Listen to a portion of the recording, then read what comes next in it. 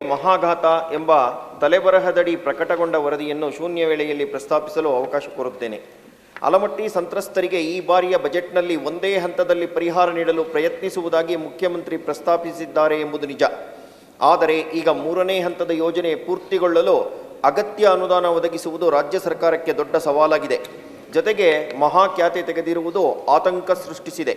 Dam ಎತ್ತರದಿಂದಾಗಿ Bagalkot, Vijayapura ಜಿಲ್ಲೆಗಳ ಮುಳುಗಡೆಯಾಗಲಿರುವ 20 ಗ್ರಾಮಗಳ ಪುನರ್ವಸತಿ, ಪುನರ್ನಿರ್ಮಾಣ, 1 ಲಕ್ಷ ಎಕರೆ ಭೂ ಪರಿಹಾರ ಹಾಗೂ ಸ್ವಾಧೀನ ಸೇರಿದಂತೆ ಒಟ್ಟು 87,818 ಕೋಟಿ ರು ವೆಚ್ಚದ ಪ್ರಸ್ತಾವನೆಯನ್ನು KBJNL ಸರ್ಕಾರಕ್ಕೆ ಸಲ್ಲಿಸಿದೆ.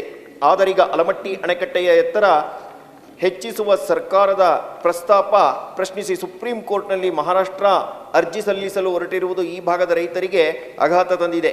ಕೃಷ್ಣಾ 2ನೇ ನ್ಯಾಯಾಧಿಕರಣ 2010 ಡಿಸೆಂಬರ್ 30ರಂದು ತೀರ್ಪು ನೀಡಿ ಆಲಮಟ್ಟಿ ಅಣೆಕಟ್ಟನ್ನು 524.256 ಮೀಟರ್ ಎತ್ತರಿಸಿ ಹೆಚ್ಚುವರಿ ನೀರು ಅವಕಾಶ ಬಳಸಿಕೊಳ್ಳಲು ಕೊಟ್ಟಿದೆ. 15 ವರ್ಷ ಕಳೆದರೂ ಹಂಚಿಕೆಯಾಗದ ನೀರನ್ನು ಬಳಸಿಕೊಳ್ಳುವುದು ಸಾಧ್ಯವಾಗಿಲ್ಲ. ನ್ಯಾಯಾಧಿಕರಣ ತೀರ್ಪು ಕರ್ನಾಟಕಕ್ಕೆ ವರವಾಗಿದ್ದರೂ ಆಂಧ್ರ, ತೆಲಂಗಾಣ ಕೊಕ್ಕೆ ಹಾಕಿವೆ. ಅಲ್ಲದೆ ತೀರ್ಪಿನ ಬಗ್ಗೆ ಕೇಂದ್ರ ಸರ್ಕಾರದ ಅಧಿಸೂಚನೆ ಪ್ರಕಟಿಸಿಲ್ಲ.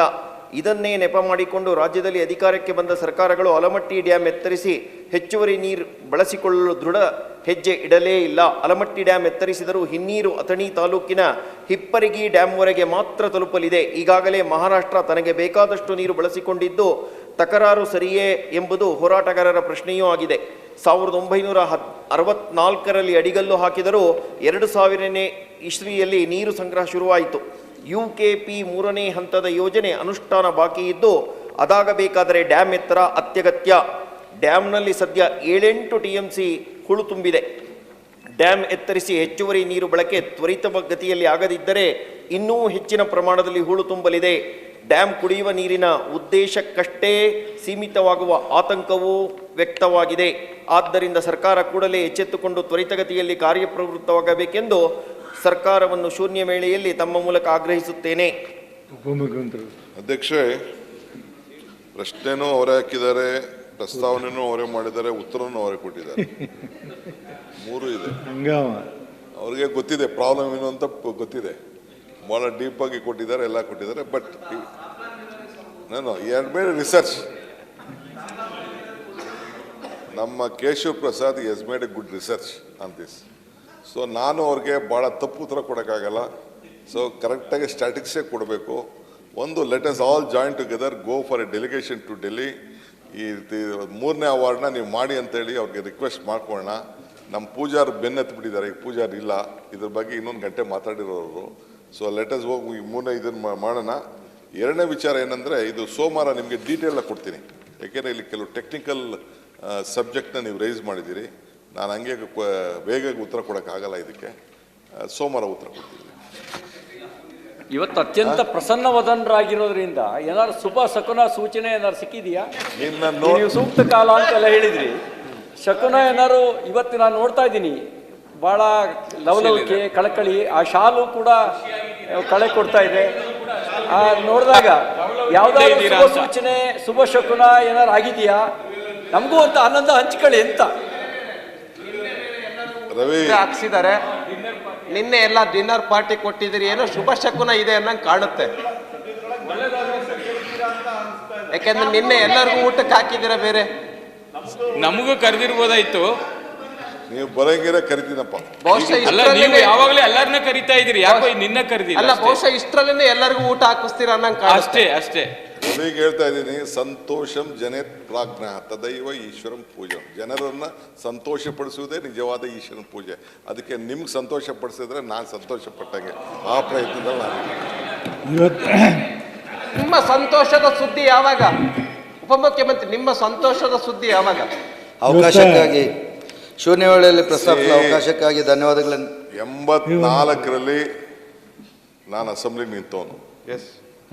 ಆವತ್ತಿಂದ ಹಿಂಗೆ ಹೋಗ್ತಾ ಇದ್ದೀನಿ. ಅದಕ್ಕೆ ಈಗ ನೀವು ಯಾವ ಗೋಲಂಡೆ ಇಟ್ಕೊಂಡು ಹಿಂಗೆ ಹೋಗ್ತಾ ಇದ್ದೀರಲ್ಲ, ಯಾವತ್ತು ಅಂತ ಅದು ನಿಮ್ಮ ಸಹಕಾರ ಒಂದು ಇರ್ಲಿ, ನಿಮ್ಮ ವಿಶಸ್ ಇರ್ಲಿ. ಅಲ್ಲ, ನಮ್ಮ ಸಹಕಾರ ಅಲ್ಲ, ನಿಮ್ಮಲ್ಲಿರೋ ಸಹಕಾರ.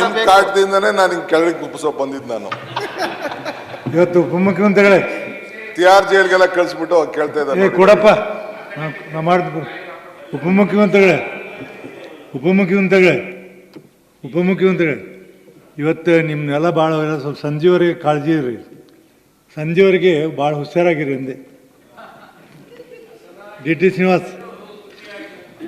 ಶೂನ್ಯ ವೇಳೆಯಲ್ಲಿ ಪ್ರಸ್ತಾಪಿಸಲು ಅವಕಾಶ ನೀಡಿದ್ದಕ್ಕೆ ಧನ್ಯವಾದಗಳನ್ನು ಹೇಳ್ತಾ 13/3/2025 ವಿಜಯ ಕರ್ನಾಟಕದಲ್ಲಿ ಸ್ಕೈವಾಕರ್ ನಿರ್ವಹಣೆ ನಿರ್ಲಕ್ಷ್ಯ, ರಸ್ತೆ ದಾಟಲು ಹೋಗಿ ಅಪಾಯಕ್ಕೆ ಸಿಲುಕುತ್ತಿರುವ ನಾಗರಿಕರು ಇದರ ಬಗ್ಗೆ ಗಮನ ಸೆಳೆಯಲು ಇಷ್ಟಪಡ್ತೇನೆ. ಬೆಂಗಳೂರು ನಗರದಲ್ಲಿ ಸಾರ್ವಜನಿಕರ ಅನುಕೂಲಕ್ಕಾಗಿ ನಿರ್ಮಿಸಿರುವ ಪಾದಚಾರಿ ಮೇಲ್ಸೇತುವೆಗಳು ಸ್ಕೈವಾಕ್ ಸೂಕ್ತ ನಿರ್ವಹಣೆ ಇಲ್ಲದೆ ನಿಷ್ಪ್ರಯೋಜನವಾಗಿವೆ.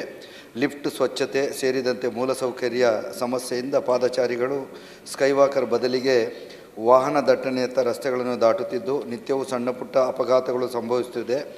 ಹೆಚ್ಚು ವಾಹನ ದಟ್ಟಣೆ ಹಾಗೂ ಪಾದಚಾರಿಗಳು ಓಡಾಟ ಹೆಚ್ಚಿರುವ 45 ಸ್ಥಳಗಳಲ್ಲಿ ವಾಕರ್ಗಳನ್ನು ನಿರ್ಮಿಸಲಾಗಿದೆ. ಇನ್ನೂ 10 ಕಡೆಗಳಲ್ಲಿ ಹೊಸ ಸ್ಕೈವಾಕರ್ ನಿರ್ಮಾಣ ಕಾಮಗಾರಿ ಪ್ರಗತಿಯಲ್ಲಿದೆ.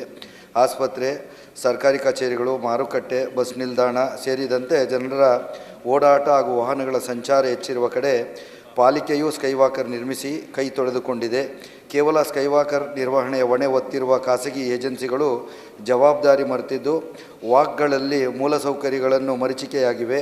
ಜಾಹೀರಾತು ಪ್ರದರ್ಶನಕ್ಕೆ ಸೀಮಿತವಾಗಿರುವ ಸ್ಕೈವಾಕ್ಗಳಿಂದ ಹಣ ಮಾಡುತ್ತಿರುವ ಖಾಸಗಿ ಏಜೆನ್ಸಿಗಳು ಕೆಂಗೇರಿ ಬಸ್ ಟರ್ಮಿನಲ್ ಮುಂಭಾಗದಲ್ಲಿರುವ ನಿರ್ವಹಣೆಯನ್ನು ಮರೆತು ವರ್ಷಗಳೇ ಕಳೆದಿದೆ. ಸ್ಕೈವಾಕ್ ಸಾರ್ವಜನಿಕರ ಸೇವೆ ಮುಕ್ತವಾಗಿ ವರ್ಷವೇ ಕಳೆದರೂ ಇಲ್ಲಿ ಲಿಫ್ಟ್ ಸೌಕರ್ಯ ಇನ್ನೂ ಆರಂಭವಾಗಿಲ್ಲ. ಸ್ಕೈವಾಕ್ಗಳ ಸಮಸ್ಯೆಯಿಂದ ಹಿರಿಯ ನಾಗರಿಕರು, ವೃದ್ಧರು, ಮಹಿಳೆಯರು ಹಾಗೂ ಮಕ್ಕಳಿಗೆ ತುಂಬ ತೊಂದರೆಯಾಗುತ್ತಿರುವುದರಿಂದ ಈ ಕೂಡಲೇ BBMP ಅಧಿಕಾರಿಗಳು ಸ್ಕೈವಾಕರ್ ನಿರ್ವಹಣೆ ಮೇಲೆ ನಿರಂತರ ನಿಗಾವಹಿಸಿ ಕೆಟ್ಟು ಮೂಲೆ ಸೇರುವ ಲಿಫ್ಟ್ಗಳನ್ನು ಶೀಘ್ರವಾಗಿ ದುರಸ್ತಿಪಡಿಸಬೇಕೆಂದು ಈ ವಿಷಯವನ್ನು ಸಾರ್ವಜನಿಕರ ಉಪಯೋಗಕ್ಕೆ ಅನುಕೂಲ ಮಾಡಿಕೊಡಬೇಕಾಗಿದ್ದರಿಂದ ಈ ವಿಷಯವನ್ನು ಮಾನ್ಯ ಉಪಮುಖ್ಯಮಂತ್ರಿಗಳು ಶೂನ್ಯ ವೇಳೆಯಲ್ಲಿ ಪ್ರಸ್ತಾಪಿಸಿ ಇದಕ್ಕೆ ಒಂದು ತಾರ್ಕಿಕ ಅಂತ್ಯವನ್ನು ಕಾಣಿಸಬೇಕಂತೇಳಿ ಮನವಿ ಮಾಡ್ತಿದ್ದೇನೆ.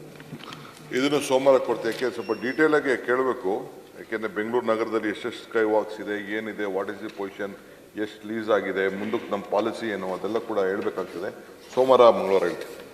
ಬಿಲ್ಕಿಸ್ ಬಾನು. ಮಾನ್ಯ ಸಭಾಪತಿಗಳೇ, ಅವಕಾಶಕ್ಕಾಗಿ ಧನ್ಯವಾದಗಳು. ಹಾಸ್ಟೆಲ್ನಲ್ಲಿ ಅನಧಿಕೃತ ವಾಸಕ್ಕೆ ಕಡಿವಾಣ ಹಾಕುವ ಕುರಿತು ಶೂನ್ಯ ವೇಳೆಯಲ್ಲಿ ಪ್ರಸ್ತಾಪಿಸಲು ಮನವಿ.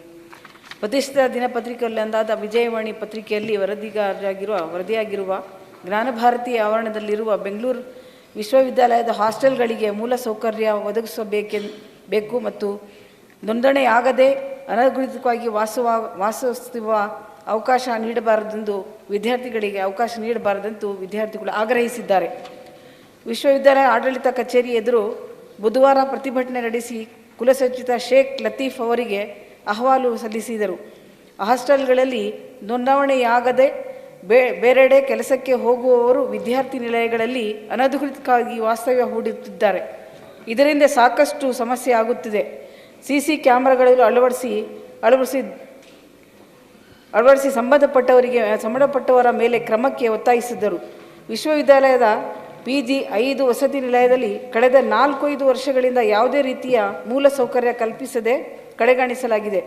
ಓದಿಕೊಳ್ಳಲು ಸರಿಯಾದ ಕೊಠಡಿ ಇಲ್ಲ, ಮಲಗಲು ಹಾಸಿಗೆ, ದಿಂಬು, ಹೊದಿಗೆ ಇಲ್ಲ, ಪುಸ್ತಕ ಇಟ್ಟುಕೊಳ್ಳಲು ಟೇಬಲ್, ಕುರ್ಚಿ ಇಲ್ಲ ಎಂದು ಆಕ್ರೋಶ ವ್ಯಕ್ತಪಡಿಸಿದ್ದಾರೆ. 155 ವಿದ್ಯಾರ್ಥಿಗಳಿಗೆ ಊಟ ಮಾಡಲು ಕೇವಲ 50 ತಟ್ಟೆಗಳಿವೆ. ಊಟದ ಯೋಜಿತ ಯಾದಿ ಇಲ್ಲದಂತಾಗಿದೆ. ಮಳೆಗಾಲದಲ್ಲಿ ಹಾಸ್ಟೆಲ್ ಕಟ್ಟಡ ಸೋರುತ್ತಿದೆ. ಇದರಿಂದ ಕಷ್ಟಕರವಾಗಿದ್ದಿದೆ ಎಂದು ವಾಸ್ತವ್ಯ ಅಂಶಗಳನ್ನು ಮನವರಿಕೆ ಮಾಡಿಕೊಟ್ಟರು. ಇದು ರಾಜ್ಯದ ಕೆಲ ಹಾಸ್ಟೆಲ್ಗಳಲ್ಲಿ ಅನಧಿಕೃತ ವಾಸಕ್ಕೆ ಅನುವು ಮಾಡಿರುತ್ತದೆ. ಇಲ್ಲವೇ ನೋಂದಾಯಿತ ವಿದ್ಯಾರ್ಥಿಗಳಿಗೆ ಪ್ರವೇಶ ಅವಕಾಶ ನೀಡದಿರುವುದು ಓದುವ ವಿದ್ಯಾರ್ಥಿಗಳಿಗೆ ದುರದೃಷ್ಟಕರವಾಗಿದೆ. ಇದಕ್ಕೆ ಹಾಸ್ಟೆಲ್ ಕ್ಷೇಮಪಾಲಕರು ಮತ್ತು ವಾರ್ಡನ್ಗಳ ಜವಾಬ್ದಾರಿಯಿಂದ ನಡೆದುಕೊಳ್ಳುತ್ತಿರುವುದೊಂದು ಇಂಥ ಘಟನೆ ನಡೆಯುತ್ತಿರುವುದು ವಿಷಾದನೀಯ. ನೋಂದಾಯಿತ ವಿದ್ಯಾರ್ಥಿಗಳಿಗೆ ಮಾತ್ರ ಅವಕಾಶ ನೀಡಬೇಕು.